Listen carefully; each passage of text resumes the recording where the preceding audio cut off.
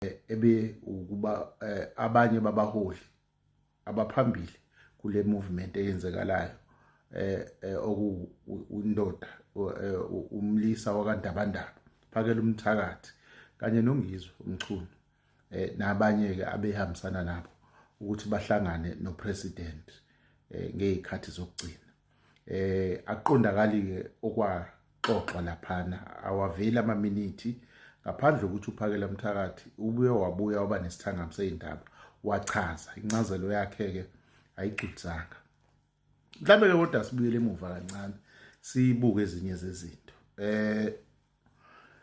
before ukuthi kube nalomhlangano obe no president yenze enye into enzima kakhulu futhi eyihlazo ibize isilo sakaZulu uMisizulu yambiza njengomfana nangomfowazana ukuthi akasheshe eze laphana azohlala nayo eMahlambandlovu emzini wayi president futhi mayebamba umhlangano naye ibikhombisa nokukhulu ungahloniphi president uCyril isilo nanjengomuntu ohola isizwe esikhulu eSouth Africa inhloso yakhe ke bewukuthi ashintshe isilo sifunza amagama ukuthi siziqhelananise nezinto ezenzekayo ngenxa yokuthi isilo ke sikhona into esiyimukelayo kuhulumeni egcineni okuyimali yethu thina abantu bakhokhi bentela akuyona imali kaCyril leya siyibona ke singaphansi kukaCyril ukuthi fanele asibize noma kanjani futhi naye azizazi isilo sethu ukuthi ngempela sinamandla angakanani mhlawumbe ke leli langa soyixoxa lento ukuthi uma ngabe sizolahlekelwa inhlonipho njengaleya kuyofanele uZulu uhlangane namanye amakhosi ayuzulu kuphela amakumkani kanye namahoshi nawe wonke ubuholi bendabuko buhlangane buyithole ixazululo zokuthi amakhosi awo azophila kanjani ngaphandle kokumukela something kuhulumeni esinawo ngoba ilokhu njalo ahlale ebavezela kona asidlule lapho kulo wamhlangano isilo sabuka sesiwumuntu oseshaya ungqimpothe siyazi ukuthi isilo sike sakuveza kakhulu ukuthi naso siyahambisana nenkulumo ekhona ukuthi abantu angebona la abahambe emva kwaloko ke sike saveza izinto eziningi nazo ezitwistayo nezingaqondakali sesiveza ukuthi sona sinabantu baso abakuZimbabwe sabala kuMalawi isizwe sabo ababuye and very siletha ukudidekala njengamanje isilo kodwa uyabona ukuthi leyanto isuka lapha ekubizweni kwaso lapha eMahlambandlovu asikwazi kokwenzekile emva kwalo amhlangano kodwa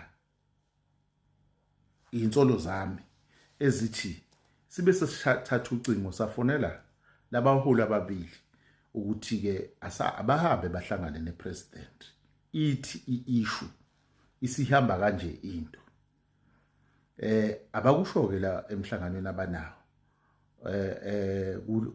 kule sithangami sezindaba akuveli lokho nami into engicabangayo leyo into eyenzekile mabefika laphana nabo bafike batshelwe banqunyela ugwayi kaDiki siyakhumbula ukuthi bebeyiphika nanosuku la ngomhla ka30 ukuthi bethe hayi akulona olaba bengasekho umuntu einsukwini zokugcina obese uclaim umhla ka30 ngenxa ukuthi bese kunokusabela ukuthi ngoba abantu awubazi bazoyiphatha kanjani awufuni na ukuzifaka enkingeni ngoba beseshilo upresident ukuthi uma kwenzeka noma yini uzoqala aqoqe abaholi bamamashi lawa khona iloko okwenzekile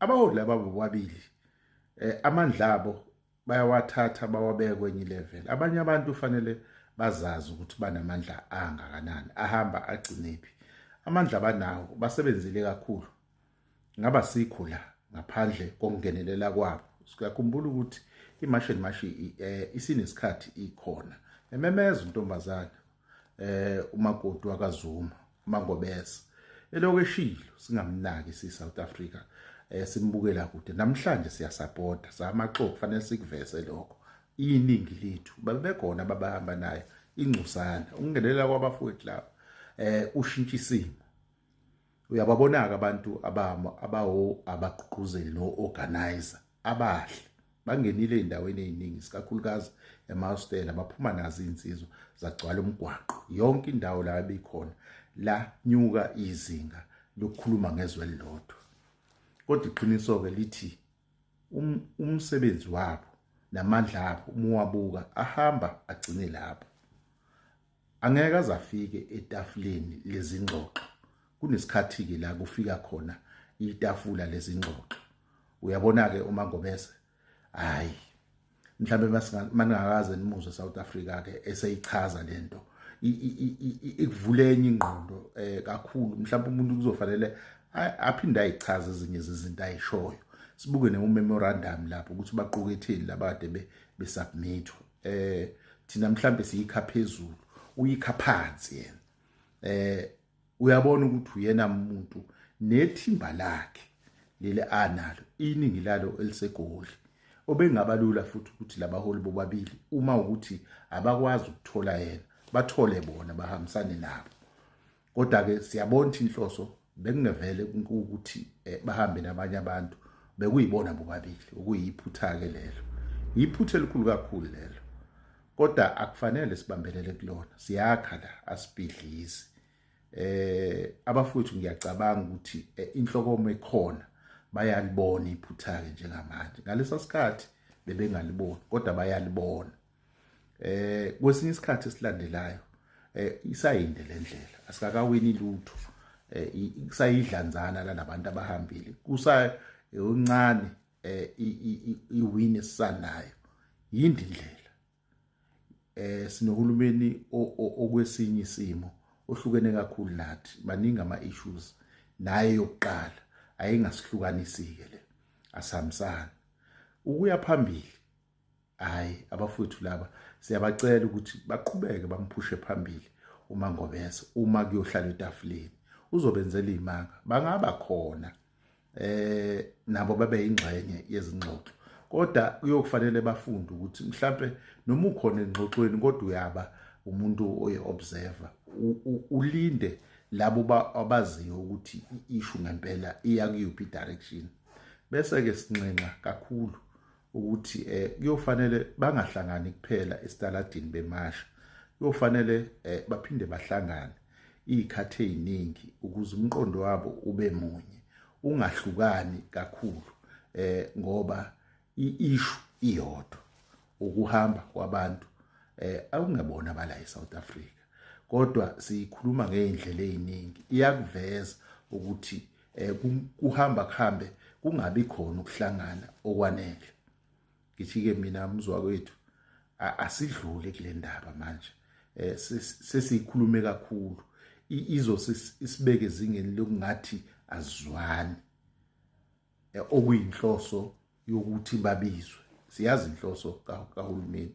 iyodwa nje kuphela ukuthi asiqhelelanise asidivulumeni wabo bafaka ikhalazo kuhulumeni waseSouth Africa ukuthi bayithola benenkinga uma bezama ukujomba ucingo elalibuyele ukuhlukanisa eMozambique kanye neSouth Africa lola cingo belenziwe lafakwa ugesi bayasho ukuthi ugesi ukubachoka abanye baphelele ezibhedlela kangangokuthi abanye babeze babefa abantu lapha base befaka ikhalazo kuhulumeni wangaleso sikhathi owawuphethwe uNelson Mandela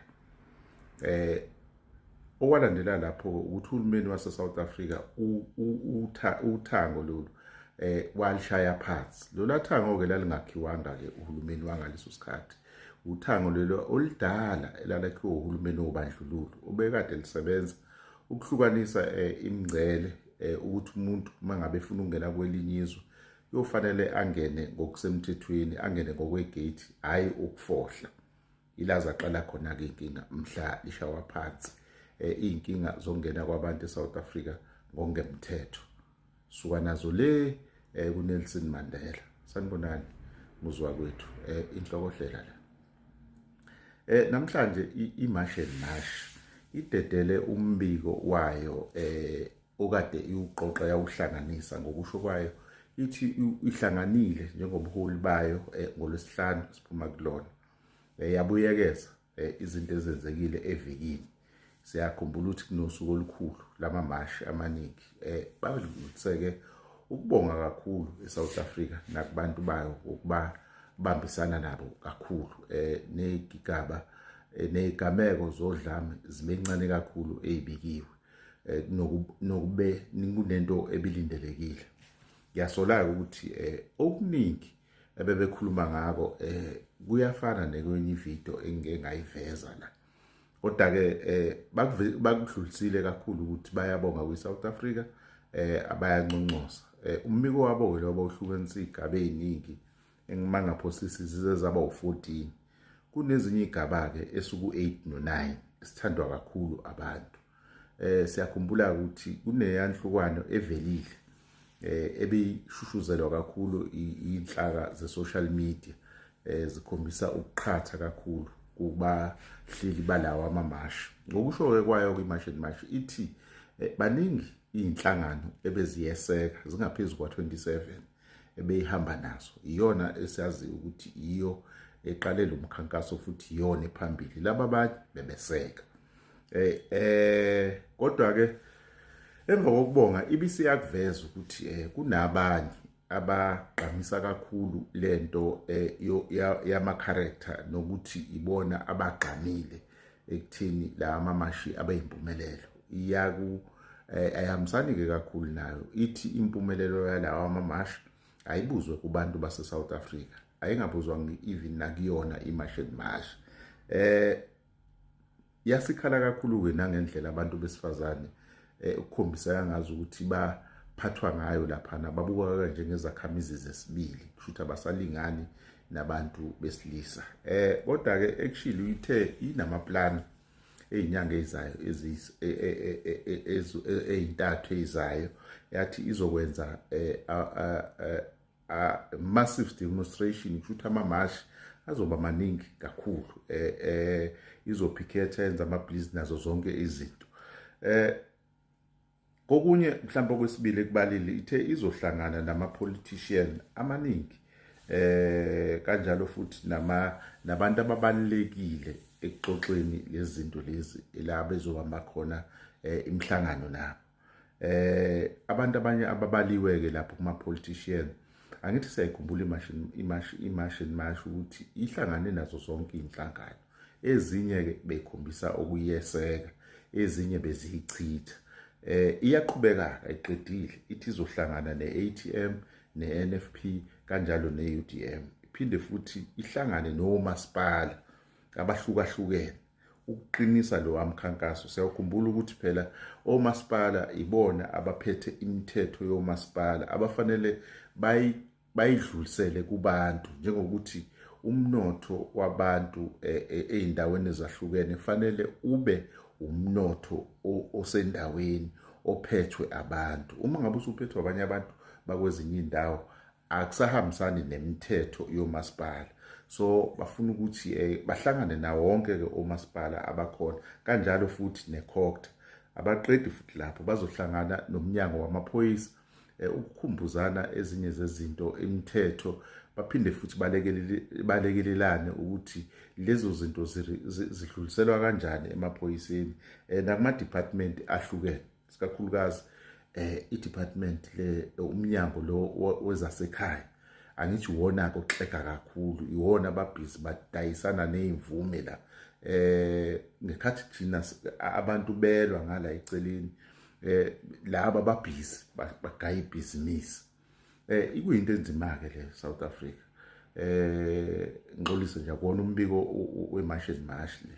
Ezimene njengalezi sengazi ukuthi uma kwenzeka ingakhona indlela ukuthi susheshisa umthetho ukuthi wonke umuntu osebenza ku-government i-official isikakhulukazi ka-Home Affairs otholakala edayisa izimvume kuzofanele mhlambe sushaya umthetho ukuthi kuzofanele aboshwe futhi isigwebo sakhe sibe sikhudlwana kunabanye abantu. Mhlawumbe kube nesigwebo esispecial, mhlawumbe njengesigwebo sentambo esimelene nje nomuntu othengisa ubuzwe bezwe lakhe lithengisela abanye abantu abangaphandle. Akuwona umdlalo lo, into embi kakhulu ngoba uncisha abantu balelozwe amathuba nomnotho wezwe labo, ngoba wena ufuna nje ukuthola lo shintshano omncane udayise ngezwe lakho.